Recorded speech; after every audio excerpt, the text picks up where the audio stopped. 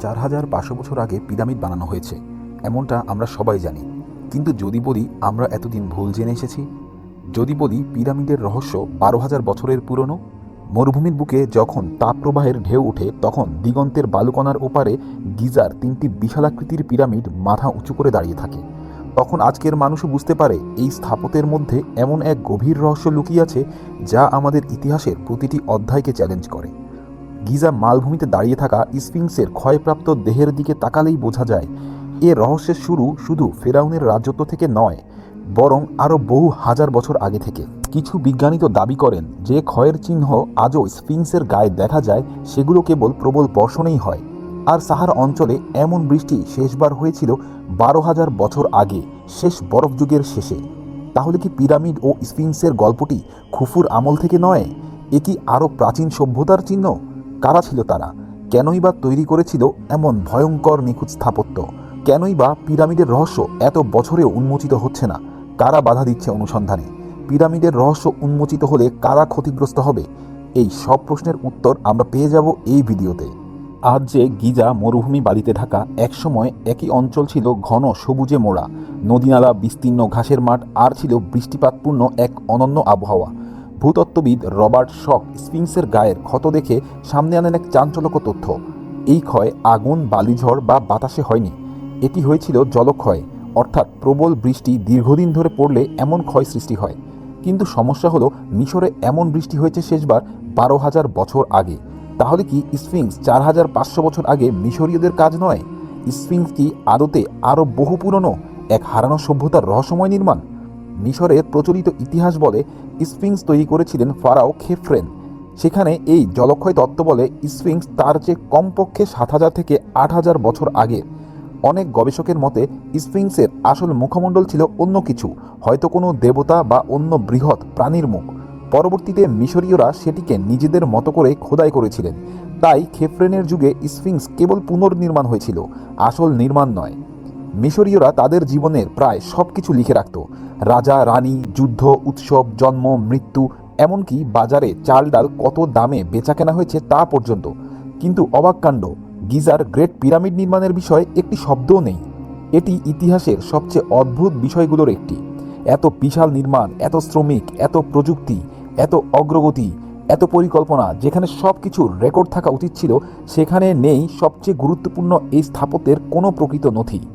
Pharaoh খুফুর নাম মাত্র কয়েকটি ক্ষীণ দাগে পাওয়া যায়, যা অনেকেই বলেন পরে যোগ করা হয়েছে, কারণ নামের উপস্থিতি মানেই এটি তিনি তৈরি করেছেন তা প্রমাণ করে না। এই দিকে তাকিয়ে অনেক গবেষক বলেই ফেলেন মিশরীয়রা পিরামিড বানায়নি, তারা পিরামিড পেয়েছিল। এটা কি সত্যি? তাহলে কাদের সৃষ্টি এই আশ্চর্য গঠন? গিজার গ্রেট পিরামিড এমনভাবে নির্মিত যে চারদিক সোজাসুজি পৃথিবীর চৌম্বক উত্তর দক্ষিণের সাথে সমতলে। আজকের আধুনিক কম্পাস ও জিপিএস ছাড়া সঠিক উত্তর দিক খুঁজে পাওয়াই কঠিন। কিন্তু 4,500 বছর আগে তারা কিভাবে এটা করলো? পৃথিবীর সৌর বিষুব দিবসের 12 ঘন্টাকে সেকেন্ডে পরিণত করলে পাওয়া যায় 43,200 সেকেন্ড। এই 43,200 সেকেন্ডকে আপনি যদি পিরামিডের উচ্চতা 146 মিটার দিয়ে গুণ করেন, এরপর সেটিকে কিলোমিটারে পরিণত করেন, তবে সেটা পৃথিবীর মেরু ব্যাসার্ধের সমান হয়। আবার এই 43,200 সেকেন্ডকে আপনি যদি পিরামিডের বেস দিয়ে গুণ করেন, তবে সেটা পৃথিবীর পরিধির সমান হয়। এই জ্যামিতিক ও জ্যোতির্বিদ্যার এমন নিখুঁত হিসাব কিভাবে সম্ভব?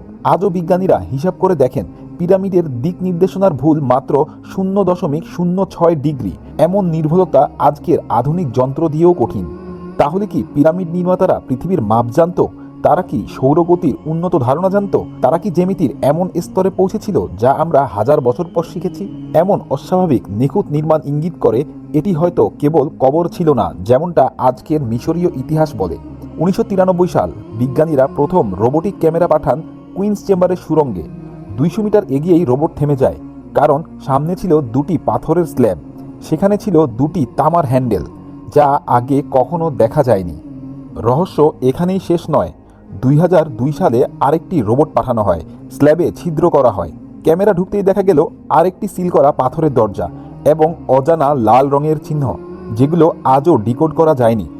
2017 সালে পিরামিড স্ক্যান করা হলে পাওয়া যায় একটি বিশাল গোপন কক্ষ, যা আকারে রাজার কক্ষের চেয়েও বড়, কিন্তু প্রবেশপথ নেই। কেউ ওই কক্ষ পরীক্ষা করতে পারে না, কারণ মিশরীয় কর্তৃপক্ষ অনুমতি দেয় না। কেন?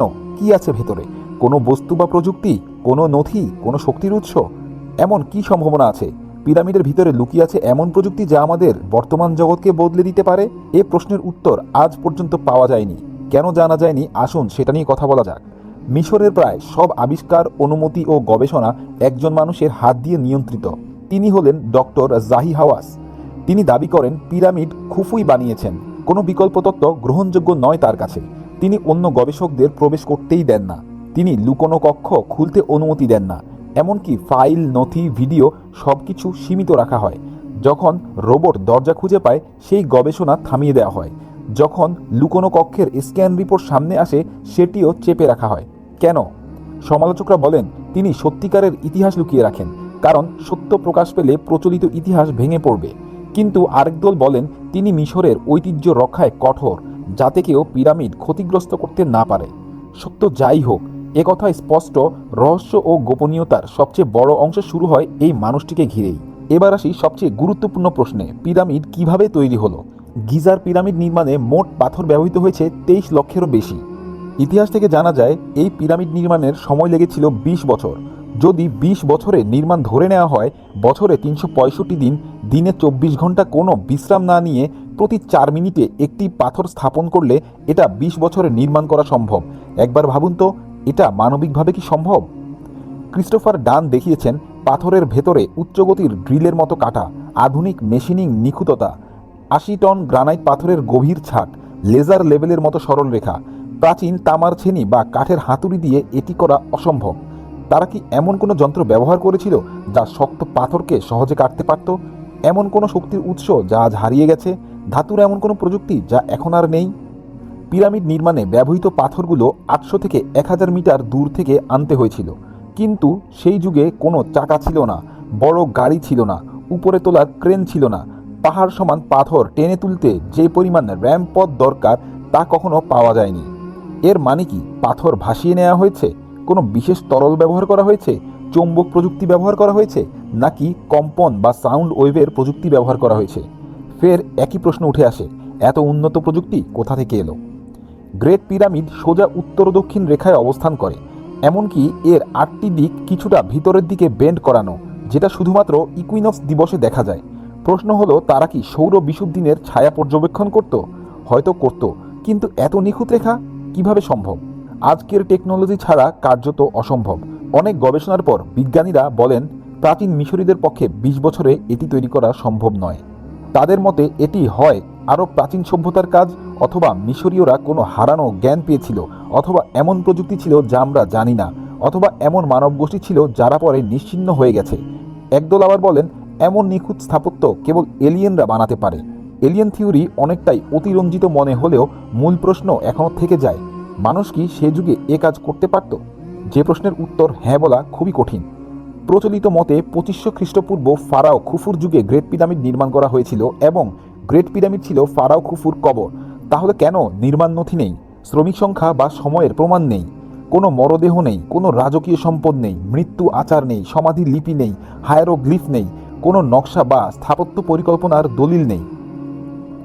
তাই এই সময়ে পিরামিড পুনর্নির্মাণ হয়েছে বলা বেশি যৌক্তিক, নির্মাণ নয়। পিরামিডের মতো স্থাপনা শুধু কবর হিসেবে বানানো এটি অত্যন্ত অযৌক্তিক, কারণ মিশরীয়দের অন্য সব কবরস্থানে লাখ লাখ চিত্রলিপি, রাজকীয় অঙ্কন, সম্পদ, মমি, জটিল রচনাবলী রয়েছে। তাহলে গ্রেট পিরামিডে কেন নেই? সব প্রমাণ, বিজ্ঞান, টাইমলাইন মিলিয়ে পিরামিড নির্মাণের কিছু সম্ভাবনা দাঁড় করানো হয়। প্রথম সম্ভাবনা, পিরামিড কোনো প্রাচীন হারানো সভ্যতার অংশ। যারা পাথর কাটতে পারত, পৃথিবীর মাপ জানত, তারা জ্যোতির্বিদ্যায় উন্নত ছিল, তারা শক্তিশালী যন্ত্র ব্যবহার করত, তারা কম্পন শক্তি জানত, তাদের প্রকৌশল ছিল অসাধারণ, তারা বন্যা বা উল্কাপাতে নিশ্চিহ্ন হয়ে যায়। প্লেটো যে অ্যাটলান্টিসের গল্প বলেছিলেন, অনেক গবেষক মনে করেন পিরামিড তারই কোনো চিহ্ন। দ্বিতীয় সম্ভাবনা, মিশরীয়রা পূর্বের কাঠামো পুনর্নির্মাণ করেছে। এটি সবচেয়ে যৌক্তিক। স্ফিংস হয়তো অনেক পুরনো, মিশরীয়রা পরে মুখ খোদাই করে নিয়েছে। পিরামিডের ভিত্তি অনেক পুরনো, কিন্তু আশেপাশে ছোট সমাধিগুলো নতুন। তৃতীয় সম্ভাবনা, মহাজাগতিক সংযোগ বা অন্য গ্রহের বুদ্ধিমান প্রাণ। এটি বিতর্কিত হলেও পাথরের নিখুঁত কাটা, 80 টন পাথর তোলা, উচ্চগতির ড্রিল, জটিল গণিত, অরায়ন সংযোগ, পৃথিবীর পরিমাপ, এসব কি মানুষ করতে পারত? সন্দেহ থেকে যায়। চতুর্থ সম্ভাবনা, মহাবন্যার আগে মানুষের তৈরি প্রযুক্তি কেন্দ্র। বৈজ্ঞানিকভাবে পৃথিবীতে একাধিক মহাবন্যা হয়েছে, মেসোপটেমিয়া, ভারতীয় উপমহাদেশ, দক্ষিণ আমেরিকা সব জায়গায় বন্যার গল্প আছে। পিরামিড সম্ভবত বন্যার আগের সভ্যতা, তাদের প্রযুক্তি, তাদের জ্যোতির্বিজ্ঞান। পিরামিড ছিল তাদের শক্তি কেন্দ্র। বন্যায় সভ্যতা ধ্বংস হয়, কিন্তু পিরামিড টিকে যায়। বিজ্ঞান যেভাবে এগোচ্ছে, একসময় এই রহস্য খোলা হবেই। বেশ কিছু স্ক্যান রিপোর্ট বলে স্ফিংসের পায়ের নিচে একটি টানেল সিস্টেম আছে, যেটা পিরামিডের সাথে যুক্ত, যার ভেতর আরও কক্ষ থাকার সম্ভাবনা রয়েছে। আজ পর্যন্ত পাওয়া প্রতিটি অস্বাভাবিক প্রমাণই ইঙ্গিত করে মানবজাতি একবার নয়, বেশ কয়েকবার উন্নতির শিখরে পৌঁছেছে। এখনই পৃথিবীর বহু বিজ্ঞানী নিশ্চিত আমাদের ইতিহাস অসম্পূর্ণ, আমরা সব গল্প জানি না। পিরামিড শুধু পাথরের স্তূপ নয়, এটি মানবজাতির অতীত, বর্তমান ও ভবিষ্যতের সেতুবন্ধন। একটি প্রাচীন সভ্যতার রেখে যাওয়া জ্ঞানের সিন্ধুক, যা আমরা আজও খুলতে পারিনি। এখনও পিরামিড দাঁড়িয়ে আছে ঝড়, বৃষ্টি, যুদ্ধ, রাজারানীর যুগ পার হয়ে, যেন আমাদের সামনে এক নিঃশব্দ ঘোষণা, যে সত্য তোমরা খুঁজছ তা এখানেই, শুধু দরজাগুলো খোলার অপেক্ষা।